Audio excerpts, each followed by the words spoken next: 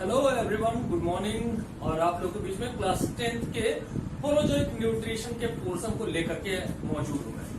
इसके पहले वाले वीडियो में हम लोगों ने हेट्रोट्रॉफिक न्यूट्रिशन के बारे में जाना था और ये होलोजोइक न्यूट्रिशन जो है उसी हेट्रोट्रॉफिक न्यूट्रिशन का ही एक पार्ट है। हम लोगों ने वहां पे हेट्रोट्रॉफिक न्यूट्रिशन में होलोजोइक के अलावा we have already discussed about the saprophytic nutrition, parasitic nutrition, symbiosis and insectivorous nutrition. So now we have to move toward the holozoic nutrition. And what is the holozoic nutrition means? The holozoic nutrition means is to take on solid food. ठीक है, ये जो process है holozoic, इसका मतलब होता है कि सॉलिड न्यूट्रिएंट्स को लेना या सॉलिड फूड को लेने का जो प्रोसेस है उसको हम लोग कहते हैं होलोजोइक न्यूट्रिशन। अब ये जो होलोजोइक न्यूट्रिशन है, यहाँ भी अगर हम लोग बात करें तो यहाँ पे जोइक वर्ड जुड़ा हुआ है। जोइक का मतलब होता है एनिमल्स। तो एनिमल लाइक न्यूट्रिशन, इसको हम लोग क्या कहते हैं होलोजोइक न्यूट्रिशन को? It is also known as the animal like nutrition. तो ये एनिमल लाइक न्यूट्रिशन भी आप जानते हैं कि एनिमल क्या करते हैं, सॉलिड सब्सटेंसेस को लेते हैं, कंज्यूम करते हैं। They consume either a whole animal, whole plant और पार्ट ऑफ एनिमल और पार्ट ऑफ द प्लांट्स। ये किसी एक एनिमल को होल ले लेते हैं। हा? जैसे अगर हम लोग पाइथन की बात करें, अजगर की बात करें, तो अजगर क्या करता है, पूरे के पूरे ऑर्गेनिज्म को, पूरे के पूरे किसी जानवर को ऐसे ही निकल जाता है, स्वेलो कर जाता है। They are swallowing. फ्रॉग की बात करें, लिजर्ड्स की बात करें, तो वो क्या करते हैं, पूरे के पूरे ऑर्गेनिज्म को एज ए होल ले लेते हैं, उसको टुकड़ों में नहीं काटते। हम लोग क्या करते हैं, छोटे छोटे पीसेस को खाने का काम करते हैं। हम लोग ऐसे होल नहीं खाते, बल्कि छोटे छोटे पीसेस में चीजों को लेकर के खाते हैं। प्लांट प्रोडक्ट हो या एनिमल प्रोडक्ट हो, तो उसको एज ए होल लेने का जो प्रोसेस है पूरी तरीके से, उसको हम लोग कहते हैं होलोजोइक न्यूट्रिशन। होलोजोइक न्यूट्रिशन को हम लोगों ने on the basis of food इसको 3 कैटेगरीज में डिवाइड किया है। On the sources of food, तो फूड के जो हमारे सोर्सेज हैं, उस सोर्सेज के ऊपर में 3 तरीके के होते हैं। Herbivores, carnivores and omnivores. ठीक है, तो हर्बीवोर, कार्निवोर एंड ओमनिवोर। तो जानते हैं कि हर्बीवोर्स क्या होते हैं, जो प्लांट ईटिंग होते हैं, plant eating. Carnivores, flesh eating animals. जो फ्लैश ईटिंग एनिमल्स होते हैं उनको हम लोग कार्निवोर्स कहते हैं। And these are the plant product और प्लस फ्लैश ईटिंग। तो ये दोनों तरीके के इनके फूड के हैबिट्स होते हैं। तो फूड हैबिट या फूड सोर्सेस के आधार पे एनिमल्स को 3 कैटेगरीज में डिवाइड किया गया है, हर्बीवोर्स, कार्निवोर्स और ओमनिवोर्स। तो हर्बीवोर्स जो हर्ब्स यानी प्लांट्स को कंज्यूम करते हैं, कार्निवोर्स जो फ्लैश ईटिंग होते हैं, और ओमनिवोर्स जो प्लांट प्रोडक्ट या फ्लैश ईटिंग एनिमल्स होते हैं, उनको हम लोग ओमनिवोर्स कहते हैं। तो these are the different categories of animals on the basis of source of food that they are taking. Now we have moved toward the steps of holozoic nutrition. अब holozoic nutrition के जो हमारे steps हैं उसके बारे में हम लोग बात करेंगे, एक एक स्टेप्स के बारे में जानेंगे। तो होलोजोइक न्यूट्रिशन के जो स्टेप्स हैं हमारे, उसकी तरफ चलते हैं। ये हमारा थोड़ा सा इंट्रोडक्शन हो गया। बात करते हैं steps of holozoic nutrition. Holozoic nutrition, देखिए होलोजोइक न्यूट्रिशन जो है इसको हम लोग कहते हैं 5 स्टेप न्यूट्रिशन, यानी ये 5 चरणों में कंप्लीट होता है, 5 स्टेप्स में कंप्लीट होते हैं। तो इसीलिए इसको 5 स्टेप न्यूट्रिशन प्रोसेस भी कहते हैं। और वो जो न्यूट्रिशन के 5 स्टेप के प्रोसेस हैं वो कौन कौन से हैं, let's see here. Number 1 is ingestion. पहला जो प्रोसेस है वो है इंजेशन। इन पहले ही वर्ड जुड़ा हुआ है, इन यानी अंदर की तरफ लेना, तो खाने को अंदर लेना। The process of taking food inside the body is called ingestion. Taking food inside the body, inside the body, taking food inside the body is called ingestion. Ingestion क्या है?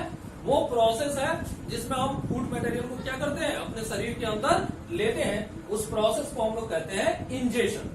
अब ये लेने के तरीके हमारे अलग हैं। जैसे हम लोग हैं, अगर मैन है तो ये कैसे लेते हैं? With the hand. यहाँ पे मैन का मतलब ह्यूमन बीइंग से है, मैन वुमेन से मतलब नहीं है।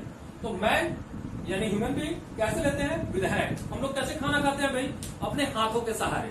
हाथों से रोटी तोड़ते हैं या चावल उठाते हैं और उसे मुंह में डालते हैं। कोई लिजर्ड है, लिजर्ड, तो ऐसे कोई लिजर्ड है इस तरीके से दिमाग में आ रहा होगा, लिजर्ड है या फ्रॉग है, तो इनकी जो टंग होती है प्रोट्रूसिबल होती है, लंबी सी टंग होती है, और ये किसी इंसेक्ट्स को क्या कर लेते हैं? पकड़ लेते हैं। तो ये अपनी लंबी सी टंग की मदद से क्या करते हैं? अपने फूड को लेने का काम करते हैं। तो ये उनकी टंग जो है, ये लॉन्ग प्रोट्रूसिबल टंग, ये जो इनकी टंग होती है वो कैसी होती है? लॉन्ग होती है, प्रोट्रूसिबल होती है, लंबी सी आगे की तरफ निकलती है और उसको खींच लेती है। तो लिजर्ड है या फ्रॉग है, they are taking their food with the help of their tongue. तो आदमी हाथ से खाते हैं, लिजर्ड्स टंग से खाते हैं। अमीबा, अमीबा कैसे लेता है अपना food? With the help of pseudopodia. ये स्यूडोपोडिया कैसे होते हैं? These are the finger like projections. ये क्या है? ये है स्यूडोपोडिया। तो इस स्यूडोपोडिया की मदद से अमीबा अपने फूड को अपने शरीर के अंदर लेते हैं। तो स्यूडोपोडिया है। ये हमारे घरों में पाए जाने वाला एक बहुत ही चंचल, चपल, एजिटाइल एनिमल है, छोटा सा इंसेक्ट है। क्या है ये? मॉस्किटो है। ये है मॉस्किटो। तो मॉस्किटो का फीडिंग ऑर्गन होता है जिसको हम लोग कहते हैं प्रोबोसिस। क्या कहते हैं इसको? प्रोबोसिस कहते हैं। प्रोबोसिस यानी सुंड, और इसकी मदद से ये इसका सकिंग ऑर्गन है, is the sucking part, sucking part. अब मॉस्किटो जब हमारे शरीर पे बैठता है तो इसको, अपने इस माउथ पार्ट को, प्रोबोसिस को हमारे शरीर के अंदर इंजेक्ट करता है और जो भी ब्लड वगैरह होते हैं उनको सक कर लेता है, उसको ले लेता है। तो इसकी मदद से कर लेता है। इसके अलावा आपने ऑक्टोपस को देखा हुआ है। ऑक्टोपस इस तरीके के हैं। तो ये ऑक्टोपस है। ऑक्टोपस के आप जानते हो बहुत सारे जो आर्म्स होते हैं, जिनको हम लोग क्या कहते हैं? इनको हम लोग कहते हैं टेंटिकल्स। ये कितने होते हैं नंबर में? 8 होते हैं, इसीलिए इसको ऑक्टोपस कहते हैं। तो ये टेंटिकल्स हैं। इन टेंटिकल्स की मदद से ऑक्टोपस जो है अपना फूड जो है वो फीड ऑन कर पाता है। तो अलग अलग एनिमल्स के अंदर हम लोगों ने देखा कि कैसे वो अपने फूड को लेते गए हैं। आदमी जो है वो हैंड से लेते हैं, लिजर्ड अपने टंग से, अमीबा स्यूडोपोडिया से, मॉस्किटो प्रोबोसिस से, और ये टेंटिकल्स की मदद से। इसी तरह बीक से, बीक की मदद से क्या करते हैं? जो बर्ड्स होती है वो अपने बीक के सहारे से अपना खाना लेती है। तो ये डिफरेंट मोड है अलग अलग ऑर्गेनिजम्स के अपना खाना शरीर के अंदर लेने के। तो पहला हमारा प्रोसेस कंप्लीट होता है टेकिंग ऑफ फूड। तो यहाँ पे टेकिंग ऑफ फूड के लिए हम लोगों ने देखा कि अलग अलग तरीके के प्रोसेसेस हैं। दूसरा जो स्टेप होता है वो होता है डाइजेशन। चलिए, दूसरा जो हमारा प्रोसेस है वो है डाइजेशन का प्रोसेस। तो डाइजेशन में क्या होता है भाई? डाइजेशन, डाइजेशन क्या है? The process of breaking down large complex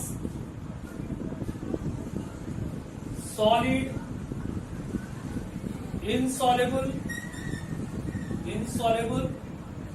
food into small simple soluble form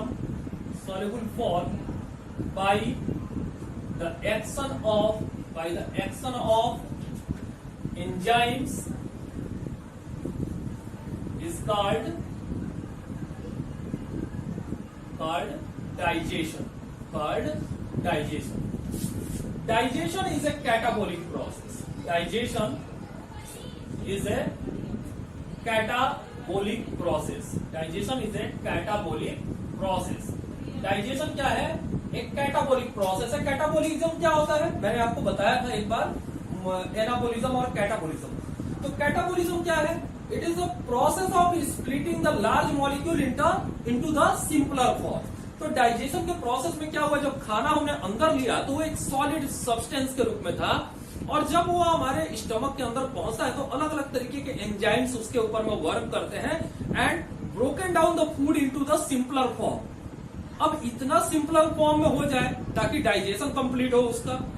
intestine में पहुंचता है, इंटेस्टाइन जो है उस डाइजेशन को कंप्लीट करता है और उसके बाद वो अपने सिंपलर फॉर्म में आ जाता है. अगर हम लोगों ने खाना लिया है तो एक मिक्सचर है, उसके अंदर में कार्बोहाइड्रेट भी है, प्रोटीन भी है, फैट्स भी है, लिपिड भी है, अलग अलग तरीके के न्यूट्रिएंट उसमें मौजूद है. तो डाइजेशन क्या करता है कि जब अलग अलग तरीके के फूड आइटम्स को वो डाइजेस्ट करने का काम करता है, उसको वो अच्छी तरीके से डाइजेस्ट कर लेता है. जब वो डाइजेस्ट कर लेता है तो वो अपने सिंपलर फॉर्म में आ जाते हैं. उसके बाद का जो प्रोसेस होता है वो होता है एब्जॉर्प्शन का प्रोसेस, यानी वो जो सिंपल न्यूट्रिएंट्स है उनको एब्जॉर्ब किया जाना है. तो नेक्स्ट जो हमारा स्टेप है वो है absorption.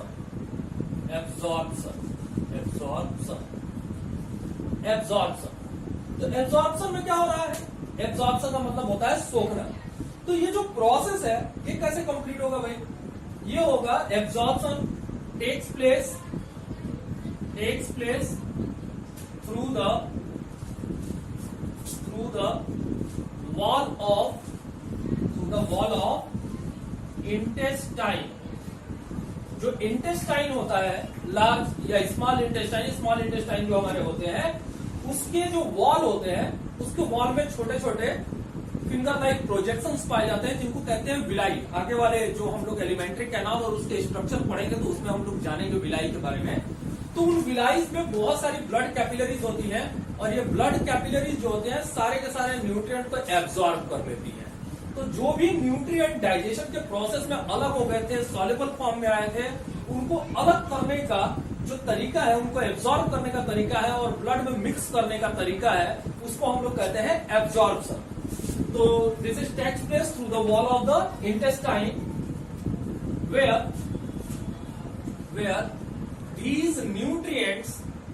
these nutrients mix with blood. ये न्यूट्रिएंट क्या है? ये ब्लड के साथ में मिक्स कर दिए जाते हैं. तो फूड का क्या हो गया? यहाँ पे एब्जॉर्प्शन हो गया. तो फूड हमने लिया, उसका डाइजेशन हुआ, देन एब्जॉर्प्शन हुआ, और एब्जॉर्प्शन कहाँ हुआ? ब्लड के अंदर हो गया. तो ये 3 स्टेप हो गए. चौथा स्टेप हम लोग बढ़ते हैं. चौथा स्टेप जो है वो है हमारा assimilation. 4th step is the assimilation क्या है? Assimilation is a anabolic process. It is a anabolic process. अभी मैंने डाइजेशन को बताया कि वो कैटाबोलिक प्रोसेस है, और कैटाबोलिक प्रोसेस में क्या हुआ? जो कॉम्प्लेक्स फूड थे वो सिंपलर फॉर्म में टूट गए. तो एनाबोलिक क्या है? जो सिंपल न्यूट्रिएंट्स है वो मेटाबोलाइज होकर के क्या बनाते हैं? कॉम्प्लेक्स फूड मॉलिक्यूल्स बनाते हैं. ठीक है. तो एनाबोलिक प्रोसेस है. तो इसमें क्या हो रहा है? Simple nutrients metabolites to form complex molecule. ये क्या बनाते हैं? सिंपल न्यूट्रिएंट मेटाबोलाइट होकर के कॉम्प्लेक्स मॉलिक्यूल्स बनाते हैं. जैसे एमिनो एसिड से क्या बनता है?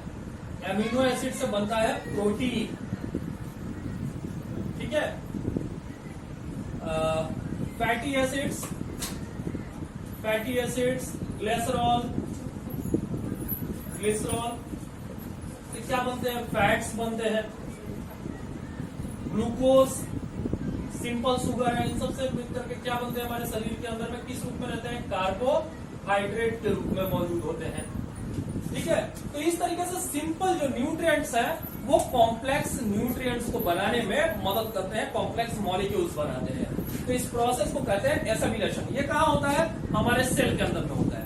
जब एब्जॉर्प्शन हो गया, सारे के सारे न्यूट्रिएंट ब्लड के अंदर चले गए, तो ब्लड उन सारे न्यूट्रिएंट्स को क्या करता है, पूरे शरीर में हमारे सेल्स तक पहुंचा देता है, और सेल्स तक वो पहुंचने के बाद में क्या होते हैं, सेल के अंदर उनका सिंथेसाइज होता है, और सिंपल न्यूट्रिएंट से क्या बनते हैं, कॉम्प्लेक्स मॉलिक्यूल बन करके तैयार होते हैं। तो इस प्रोसेस को कहते हैं एसिमिलेशन। और लास्ट जो हमारा प्रोसेस है वो है इजेशन। लास्ट जो प्रोसेस है वो है इजेशन। तो इजेशन में क्या हो रहा है, इजेशन वो प्रोसेस है जिसमें जो वेस्ट मटेरियल होते हैं, process of expelling waste from body, वो प्रोसेस जिसमें जो ऐसे फूड मटेरियल जिनका डाइजेशन नहीं हो पाता है वो हमारे शरीर के बाहर निकाल दिए जाते हैं, तो उस प्रोसेस को कहते हैं इजेशन। तो यहाँ पे 5 स्टेप न्यूट्रिशन के बारे में हम लोगों ने होलोजोइक न्यूट्रिशन के बारे में जाना। उन 5 स्टेप को यहाँ पे एक बार मेमोराइज कर लीजिए। एक है इंजेशन, दूसरा है डाइजेशन, तीसरा है एब्जॉर्प्शन, चौथा है एसिमिलेशन, और 5वां है हमारा इजेशन। तो ये 5 स्टेप न्यूट्रिशन के होंगे, चाहे वो कॉम्प्लेक्स ऑर्गेनिज्म हो या सिंपल ऑर्गेनिज्म हो। हम अमीबा की बात करें या अपनी बात करें, तो सबके अंदर में ये 5 स्टेप न्यूट्रिशन का होगा। This 5 step nutrition taking place in the unicellular animal और the multicellular and complex organism like us. तो we are and amoeba are categorized into the animal group, and we are both performing the same type or same the process of the nutrition, as we are performing the ingestion, digestion, absorption, assimilation and egestion. Same process will follow by the amoeba: ingestion, digestion, absorption, assimilation and egestion. But the difference between the amoeba and us, that the amoeba, all the process taking place inside a single cell, but we are the multicellular organism. We have the different type of organs, and different type of organ perform the different work. Division of labor is found there. So let's move to see the process of holozoic nutrition in the body of amoeba. चलिए, तो amoeba में देखते हैं हम लोग nutrition के बारे में कि होलोजोइक न्यूट्रिशन अमीबा में कैसे होता है। जल्दी से इस टॉपिक को कंप्लीट करते हैं आज। तो nutrition in amoeba, nutrition in amoeba. तो अमीबा के बारे में क्या जानते हैं भाई आप लोग? अमीबा एक यूनिसेलुलर ऑर्गेनिज्म है, that is performing the holozoic nutrition. Holozoic nutrition को ये perform करता है, it performing the holozoic nutrition. Amoeba is a unicellular organism performing the holozoic nutrition. It taking or it feeds on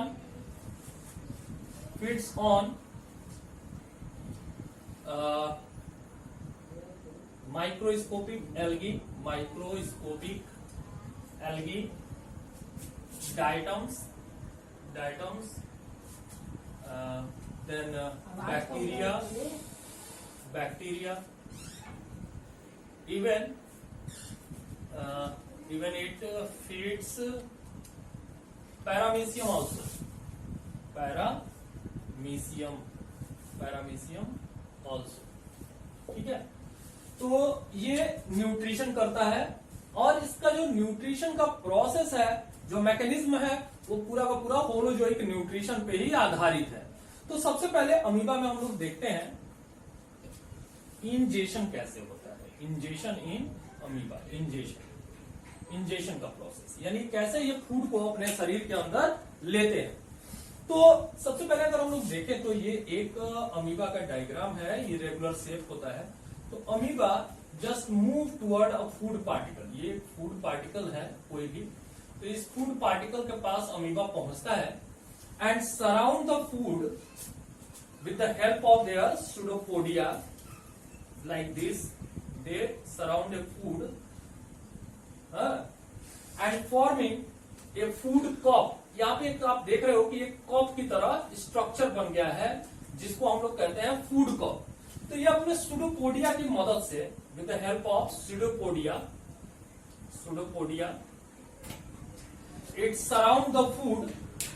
ये क्या करता है, amoeba किसी फूड पार्टिकल के नजदीक पहुंचता है, it comes near to the food particles and surround the food and forming a food cup with the help of their pseudopodia. ये अपने सूडोपोडिया से, सूडोपोडिया आप लोग जानते हैं, सूडोपोडिया का मतलब होता है फॉल्स फूड, यानी एक फूड की तरह स्ट्रक्चर्स होते हैं जो इसको चलने फिरने और अपने फूड को कंज्यूम करने में मदद करते हैं। तो ये अपने सूडोपोडिया की मदद से ये फूड को घेर लेता है और घेर करके क्या बना देता है, कप की तरह स्ट्रक्चर बना देता है। It form a cup like structure known as the food cup. This part of the body becomes narrower and narrower so that it is like this, it becomes narrower and finally it become closed।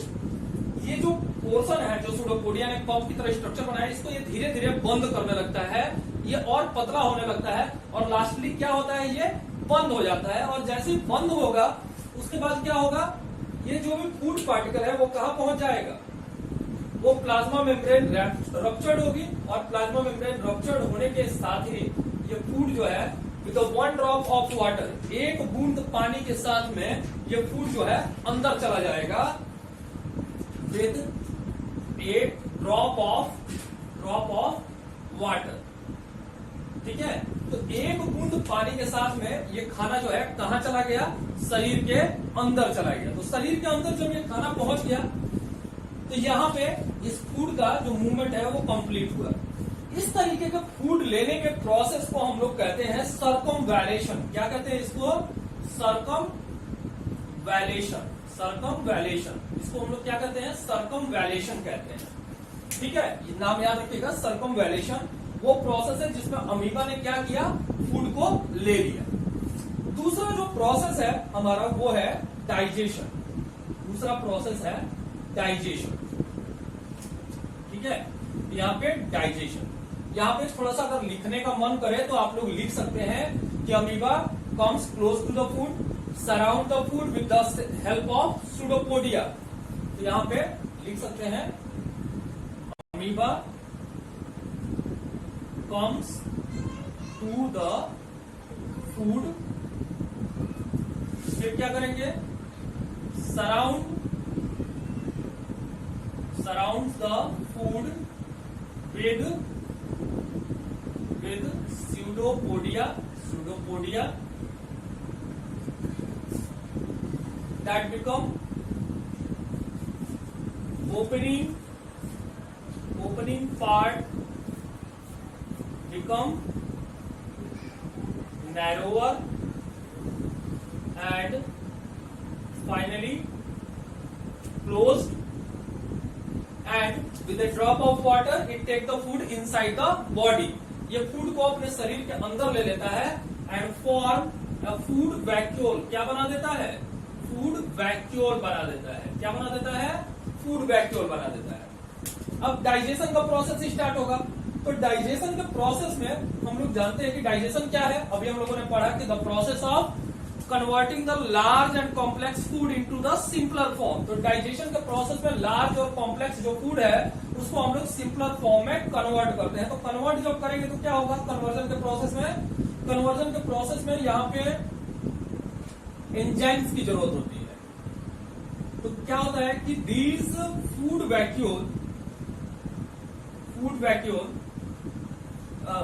चलिए यहाँ पे थोड़ा सा बात करते हैं digestion कैसा होता है। डाइजेशन होता है इंट्रासेलुलर डाइजेशन होता है। इंट्रासेलुलर डाइजेशन का मतलब क्या है, intracellular digestion means digestion taking place inside a cell. एक सेल के अंदर होने वाला जो डाइजेशन है उसको हम लोग कहते हैं इंट्रासेलुलर डाइजेशन। हमारा डाइजेशन कैसा है? इंटरसेलुलर डाइजेशन है, क्योंकि अमीबा में एक ही सेल है, तो जो भी डाइजेशन का प्रोसेस होगा वो कहाँ होगा? उस सेल के अंदर ही होगा। इसीलिए इसको कहते हैं इंट्रासेलुलर डाइजेशन, या इसको वैक्यूलर डाइजेशन के नाम से भी जानते हैं। It is also known as vacuolar digestion. इसको हम लोग वैक्यूलर डाइजेशन के नाम से भी जानते हैं।